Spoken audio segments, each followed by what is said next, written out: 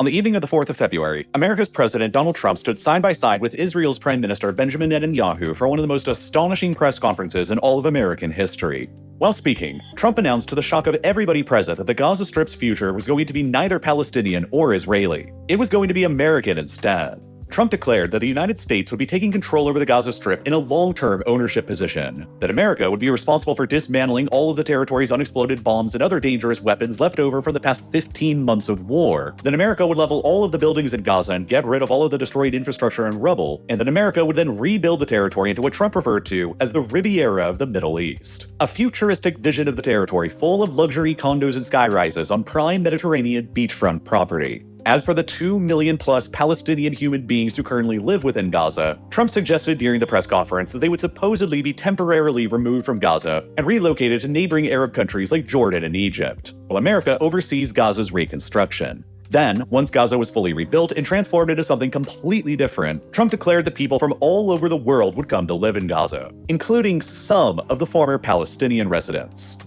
Now, there's a lot to unpack from this declaration, but since it was made, Trump and his White House staff have both clarified and contradicted many of the plan's key details. For one thing, Trump himself has repeatedly asserted since he made the announcement that he's completely serious about it, adding on to Trump's other declared territorial ambitions for America like Greenland and the Panama Canal. While Trump initially refused to rule out the idea of using American troops themselves to secure Gaza, that has since been significantly walked back by his press secretary and by himself. They now insist that no American troops would be used in securing Gaza at all, and that no American taxpayer dollars would be used to rebuild the territory either. On social media, Trump has since insisted that at the conclusion of the fighting in Gaza, whenever that time comes, Israel would have fully resettled all of the millions of Palestinians away from Gaza elsewhere, and that Israel would then hand over the control and administration of Gaza over to the United States. Whereafter, the US and international partners, like supposedly the oil and cash-rich Arab Gulf states, would work to redevelop Gaza into Trump's vision of the Riviera. Trump's press secretary, Caroline Leavitt, hastily assured reporters at the White House the day after Trump's announcement that any Palestinian displacement away from Gaza was only going to be temporary and would not be permanent.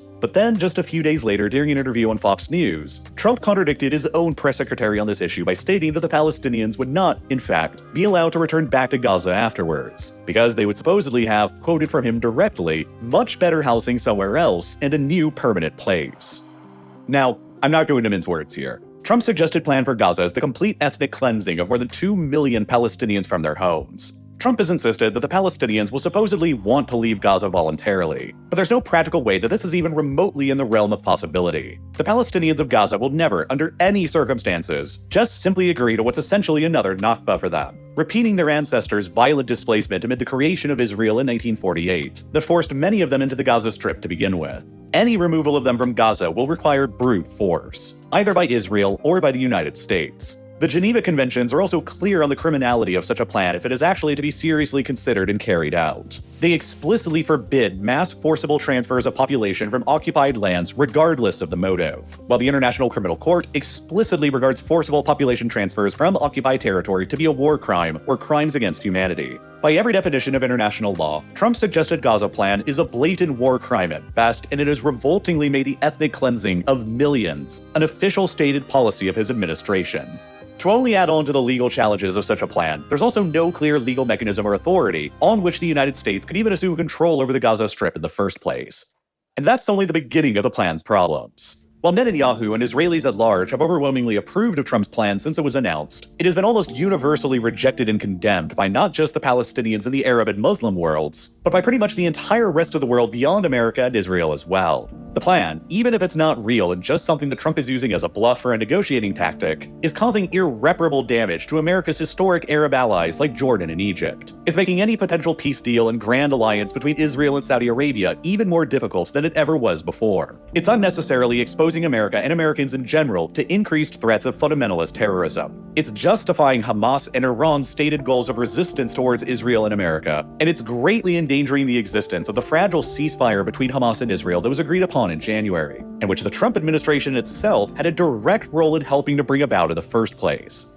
But regardless of how absurd Trump's proposal for Gaza appears in most respects, there is actually some element of truth behind them. Trump has argued that Gaza is now a hellhole and completely unlivable, and that is why the Palestinians of the territory will supposedly want to leave for a supposedly better life and existence somewhere else. And while he's wrong about the Palestinians wanting to leave, he's right that Gaza itself is currently at an unprecedented level of ruin and destruction. The sheer scale of the destruction that has been wrought upon Gaza over the past 15 months of total war between Israel and Hamas is difficult for anybody outside of Gaza to truly understand and comprehend. According to an analysis of Copernicus Sentinel-1 satellite data that was published by Reuters, more than 60% of all the buildings present in Gaza have been destroyed or damaged by the war's fighting, with an even heavier scale of overall damage reported in the previously more densely populated northern areas of the Strip centered around Gaza City. Up here, 74% of the buildings within Gaza City, which was previously home to more than 500,000 people, have been damaged or destroyed, while 70% of the buildings in North Gaza have been damaged or destroyed as well.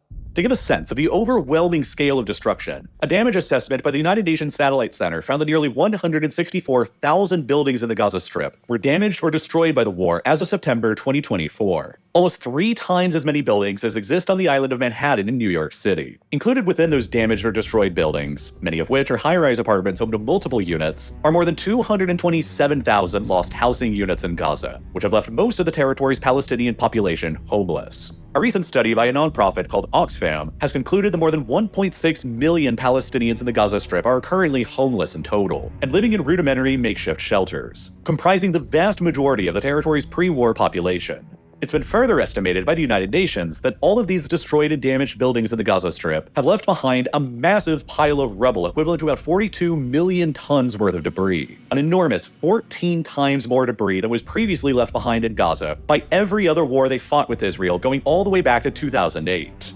Just in order to remove all of this rubble from the territory, even under the best-case scenarios of constant peace and large amounts of modern construction equipment, would take 14 years in order to accomplish, according to a UN report that was published in April of 2024. And in order to fully remove all of the debris and to completely rebuild Gaza back up into its pre-war state, would take at least a whopping $80 billion by now. Also according to the UN, leaving behind this massive bill for anyone to consider who wants to see Gaza rebuilt. And assuming the worst-case scenario of Gaza remaining under a near total blockade by Israel, the UN estimated that it would take an astonishing 350 years in order to adequately rebuild Gaza back to its pre-war levels of economic activity. Something else that greatly complicates the future of life and any future considerations on how to rebuild Gaza are the unknown but almost certainly massive numbers of unexploded bombs, grenades, artillery shells, and other munitions that now litter the Gaza Strip. Only 200 days into Israel's bombing campaign of the Gaza Strip in April of 2024, Foreign Affairs reported that the Israeli Air Force had already dropped more than 70,000 tons of bombs across the territory, which surpassed the tonnage of bombs dropped at Dresden, Hamburg, and London during the Second World War all combined. Many of these Israeli bombs, just like many of the bombs dropped during the Second World War, failed to explode when they impacted their targets and now lie scattered around Gaza still live and waiting to be triggered. Simon Elmont, an explosives expert for a nonprofit called Humanitarian Inclusion, recently reported to the Washington Post that there are likely tens of thousands of pieces of unexploded ordnance left behind across the Gaza Strip right now, and that it would likely take somewhere between 25 and 30 years just to clear most of all of that out. All of this poses not only a massive hurdle to any reconstruction effort, but to the continued life and safety of the Palestinians who remain in Gaza too. Luke Irving, a UN bomb disposal expert who's based in Gaza, also told reporters recently that just since the ceasefire between Israel and Hamas entered into force on the 19th of January, 24 Palestinians have already succumbed to unexploded ordnance in the territory. Gaza's most critical infrastructure is overwhelmingly in ruins and littered with these kinds of unexploded bombs. The territory's hospitals and clinics, its water treatment facilities, and its universities, not to mention its mosques and churches, are all overwhelmingly destroyed and reduced to the statistics of rubble that now need to be cleared. It's also been estimated that the war has destroyed around 70% of Gaza's already limited agricultural land. And none of this is to even mention the enormous amounts of toxic dust that have been released from the destroyed and damaged buildings in the Strip that are resulting in hazardous chemicals and materials seeping into Gaza's remaining water supply and being breathed into the lungs of Gaza's remaining population. Most of the buildings in the Gaza Strip are of older construction origin back when asbestos was a more commonly used material, before it was well understood to be extremely toxic. After the war destroyed most of these asbestos-laden buildings in the Strip, the UN has reported that around 800,000 tons of the total debris present in Gaza are likely contaminated with asbestos, and will now be required to be handled specially as hazardous waste. Winds sweeping across Gaza will blow asbestos-laden dust across the Strip, while asbestos-laden rainfall will spread the toxins even further into Gaza's groundwater and surrounding coastal waters, exposing most, if not all, of Gaza's remaining surviving population to critical asbestos exposure that will introduce significant long-term health effects like lung cancer.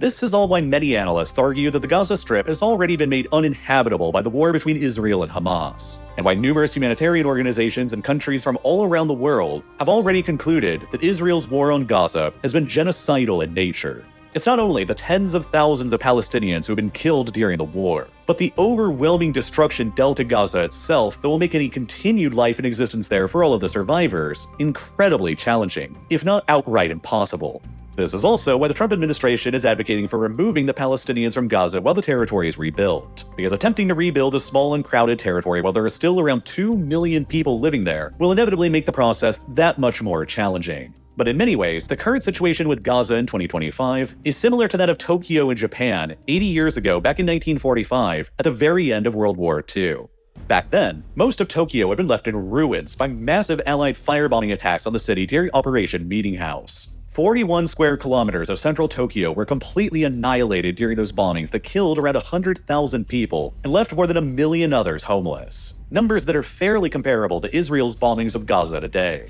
After the war, though, Tokyo managed to be fully rebuilt within only a decade by the mid-1950s, while no mass displacement of Tokyo's 1 million homeless residents was carried out through the reconstruction process either. The main differences between Tokyo then compared to Gaza now, however, are twofold. For one, there was a certainty that the war between Japan and the Allies had ended for good, with Imperial Japan's unconditional surrender, which gave confidence to those investing in rebuilding the city that another war wouldn't just immediately destroy them again. This criteria is currently lacking in Gaza today, where Hamas is still in power and still unwilling to surrender. While the second factor in Tokyo's quick reconstruction was that America's occupation strategy of Japan at the time was to actually assist the local population with rebuilding and returning back to their homes again, a policy that the current Trump administration is currently completely rejecting in Gaza. To complicate matters even further regarding Gaza's future has been the dramatic hardening in opinions between Jewish Israelis and Palestinians since the October 7, 2023 attack and the war that has followed. Back in 2012, only 13 years ago, the polling agency Gallup found that the majority of the Israeli public supported a two-state solution to end the Israel-Palestine conflict, with 61% of Israelis at the time reporting that they supported the two-state solution, and only 30% saying that they rejected it. Today, the popularity of these opinions have practically switched within mainstream Israeli society. In October of 2024, 1 year after the October 7th attacks, another Gallup poll in Israel found that today, only 27% of Israelis continue supporting the two-state solution as an end to the conflict, while a significant 64% of Israelis now oppose it. While the differences in opinion between Israeli Jews and Israeli Arabs was even more striking. The same October 2024 poll found that only 17% of Israeli Jews now support the creation of an independent Palestinian state, while an overwhelming 75% of Israeli Arabs supported the creation of one at the same time, showing an emerging clear split on this issue between Israel's own Jewish majority and Arab minority populations. Attitudes have also recently shifted sharply against a peaceful solution to the conflict in the occupied Palestinian territories of Gaza and the West Bank as well. Before the current war in Gaza, most research showed that a significant majority of the Palestinians in Gaza supported the two-state solution, based on the pre-1967 borders of Palestine being based on Gaza, the West Bank, and East Jerusalem, while only about 20% of Gazans supported a military solution to ending the conflict that would result in Israel's destruction. However, a recent study conducted by Foreign Affairs in Gaza in January of 2025 concluded that now, after the war and the annihilation of Gaza, the Gazan population is almost evenly split between these two opinions, with only 48% still preferring the two-state solution and 47% supporting continued warfare resulting in the destruction of Israel. But even this difference in opinion hides just how much more opposed to the status quo Gazans have become recently. Because, out of that 48% of the population who still support a two-state solution, only 20% of them supported the two-state solution based on the pre-1967 borders, while the other 28% of them advocated for either a return back to the 1947 UN partition plan borders, or Israel granting the Palestinians the right of return, enabling all of the descendants of Palestinians who were forced from their homes in the Nakba after 1948 to freely return back to their ancestral homes in Israel again.